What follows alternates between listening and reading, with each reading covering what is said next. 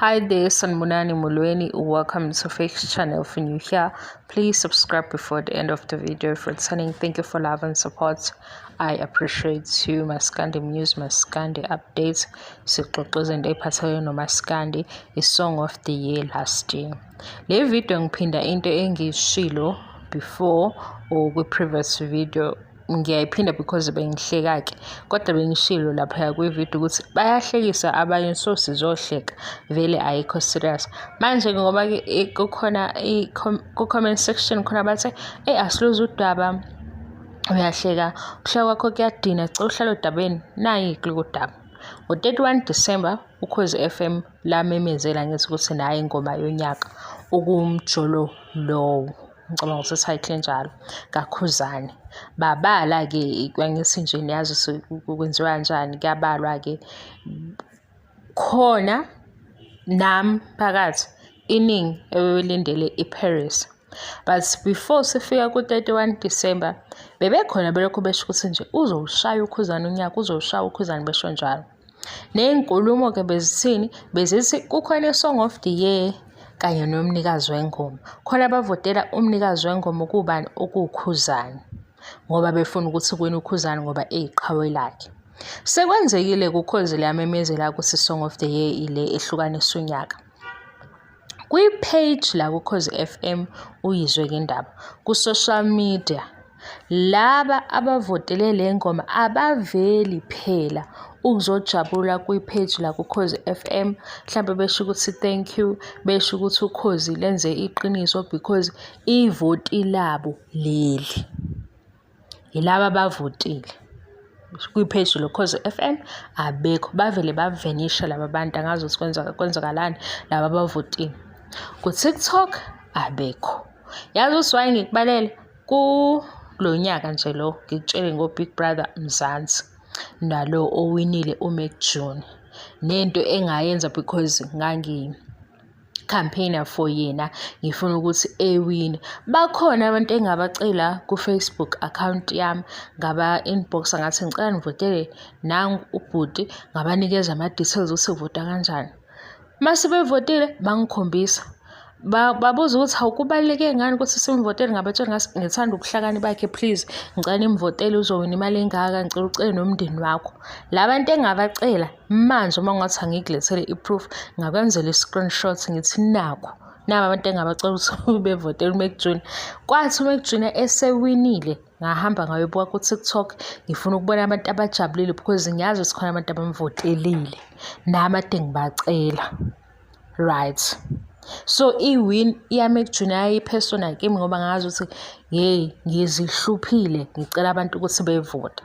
Manje lena-ke esididayo yakuKhozi FM angithi Song of the Year phela mayisiphumile ithi Ukhozi FM Song of the Year 2023 umjolo lowo. Baphi abajabulele umjolo lowo lawo bayivotelile ku-social media? Abekho-ke ku-TikTok ukwenza ama-TikTok challenge, abekho ku-TikTok ukubhiyoza.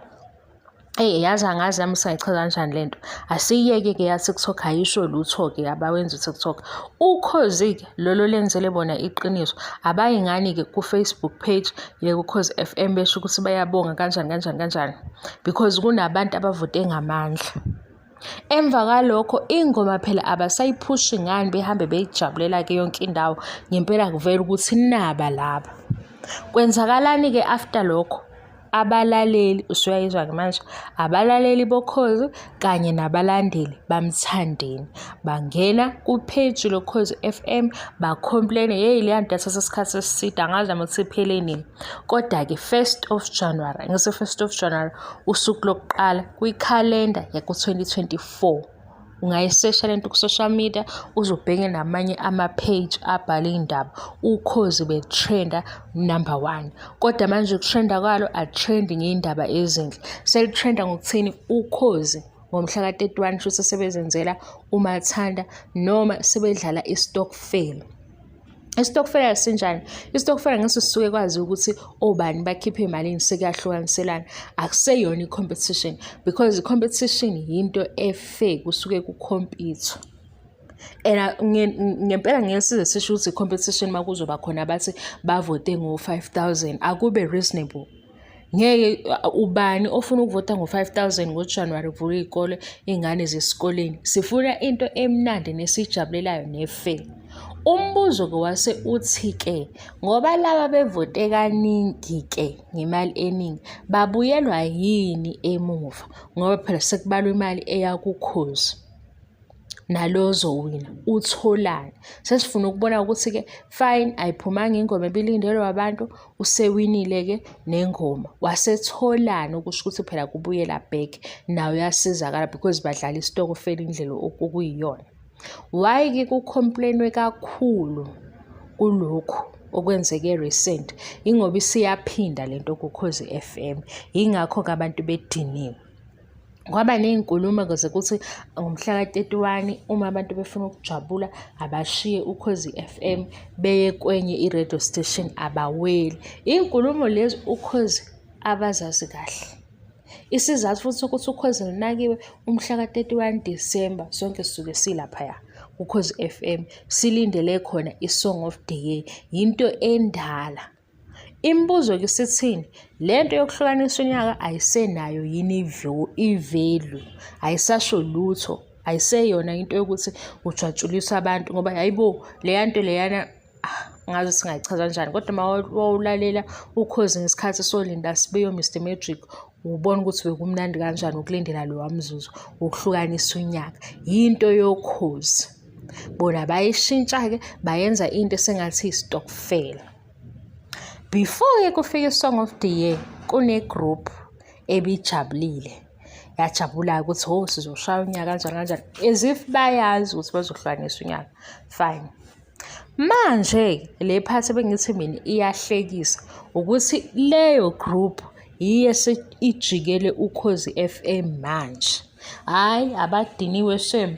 Manje benza sengathi uKhozi laba bayali-own abathuka iy'nhlamba, kodwa-ke igroup-ke abantu abayikhulumelayo akuhlangene ne-artist.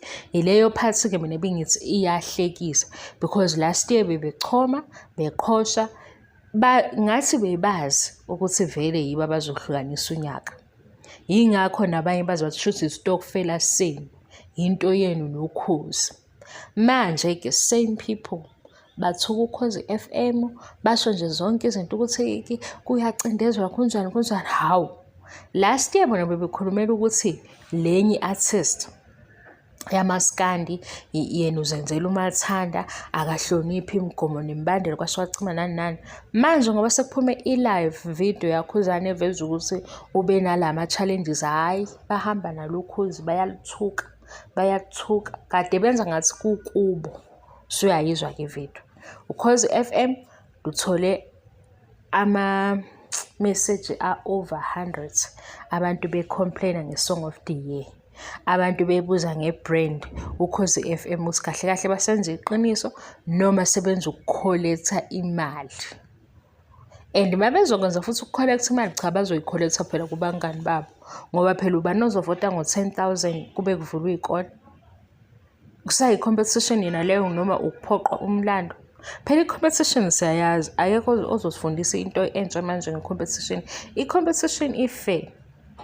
Uma beze ne-stresses sokuthi kuyavota, abeze nento ezoba fair.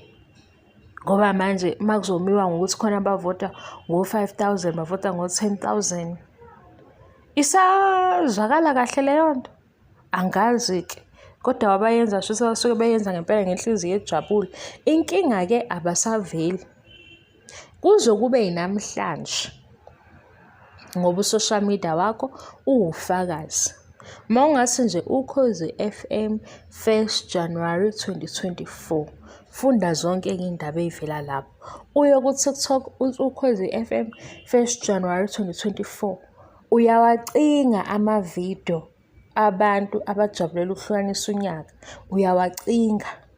Emva kwalokho uKhozi FM alusayiphushi-ke futhi i-Song of the Year yabo ukuthi ihambe phela isabalale-ke zonke indawo because ile ngoma ehlukanisa unyaka. Kuvele kwaba ingoma nje ehlukanisa unyaka kwaphela kanjalo. Mhlampe yimi onehaba ngempela nami angazanga ukuthi kwaba ingoma ehlukanisa unyaka kwase kwenzakalani, bayiphusha bayidlala kangaki. Ngoba masubheka la kuma-records aku-SA Radio konje thini leya nto lela page ukwazi ukubona ingoma edlalwa ku-radio la e-South Africa, ayikho ingoma. Ku-YouTube-ke ngayithola nakhona futhi ku-YouTube phela ngoba ingoma yahlukanisa unyaka mhlawumbe kufanele ngabe ko-20 million views manje. Kwaba yingoma nje Ukhozi FM Song of the Year. Mase ufuna amavidiyo kusukela 1 January mhlawumbe to 10 abantu nje belokhu bebuza ukuthi kanti ithini le ngoma, hawu iyona ingoma ehlukanisa unyaka. Kwafana njengalokho esakwenza udade u-DJ Hlo. Kodwa nakhona sathini sathi mhlawumbe bekuyithuba lakho sisi ukuthi evele nethalente. Kuhamba isikhathi kwamanje sazi ukuthi ingoma DJ Hlo ithi konke engikwenzayo ngikwenzela wena, ikhuluma ngobhuti osebenzayo esebenzela umuntu wakhe, unkosikazi wakhe kanjani kanjani. Kodwa nje ukuyazi iqala cha asiyazi, sasingayazi iqala, singakhuluma amanga, sasingayazi iqala ingoma DJ Hlo kodwa yahlukanisa unyaka. Emva kwa-DJ Hlo kwalandela uKhuzani. Angisazi ukuthi ikuphi okuphambene. Sasilindele uJumbo ku-DJ Hlo, kwaba u-DJ Hlo. KuKhuzani besilindele iParis, kwaba uKhuzani. Bakhuluma-ke abantu, bakhuluma Jumbo ngiyakhumbula nje abanye baze bamgxeka bethi shuthi akakholwa kanjani kanjani ngoba naye wayengaphathekile kahle. Ngoba iningi laselishilo ukuthi hayi unyaka usho wasiginqa singena noJumbo. Kwathiwa-ke ivoti. Manje sasesisike shuthi Ukhozi seluthi lona akuvele kungena ingoma lena ekhankaseliwe, akusenavelu, akuseyona into yobumnandi kunjani kunjani. Waphendula kumphathi woKhozi wathi ucela this time kuvotelwe ingoma emnandi. Ngoba leya nto leya yokuhlukanisa unyaka isuke ingokujabula, isuke ingobumnandi, isuke nje ngokubhiyoza. Hayi ukuthi ngoba sifuna ukwazi ukuthi ubani onamandla. I-competition last year uma kuzokhulunywa iqiniso beyiphakathi kaDlala Thukzin noMthandeni. BekuyiPlan neParis, abanye belandela ngemuva. Ukhozi-ke laphusha indaba yemali kakhulu ngoba bazi ukuthi kuthiwa khona banama-groups bavalelana endlini bayavota kanjani kanjani. Abaphume-ke phela endlini besho ukuthi yithi labantu sivotile ukuze sikholwe. Ngoba manje ingoma ayisadlalwa ndawo, abekho abayibhiyozelayo kwi-page Ukhozi FM, abekho. Noma-ke shuthi bahamba-ke bayobonga kwi-page laKhuzani asazi. Mhlawumbe babhiyoza kwi-page laKhuzani kuJanuwari wonke ngoba uJanuwari wonke i-page loKhozi lunama-comment a-negative. Abantu abacasukile, abanye babethuka ngisho inhlamba laphaya besho ukuthi ayikho lento yenziwa uKhozi, baze bathi bakhumbule uLinda Sibiya. Kuleya video-ke ozwe kuye le ntombazane ihlekisa ukuthi laba abavotile nabajabulela i-Song of the Year bavele banyamalala. Bavuke manje sebezosho ukuthi-ke Ukhozi luyabheda, Ukhozi lunjani lunjani. Ukhozi selibheda manje-ke ngoba selicela ingoma emnandi. Yikho-ke ngihleka. Sengicabanga ukuthi sizakhele-ke okunye-ke mina ngiqondile ukuxabana suke sixoxa ngibone kukhona ongibhalela i-comment ukuthi ngizolimala. Yini isimele kancane. Nalento yokusidayisa ngobuxhanguxhangu.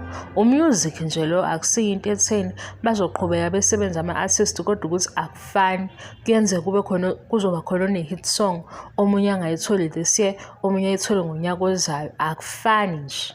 Kuyenzeka kungafani. Manje ungenzike nobuxhanguxhangu la ngoba la siyaxoxa kuphele lapha. And mangihleka futhi into esuke ngihlekisa ngaleso sikhathi.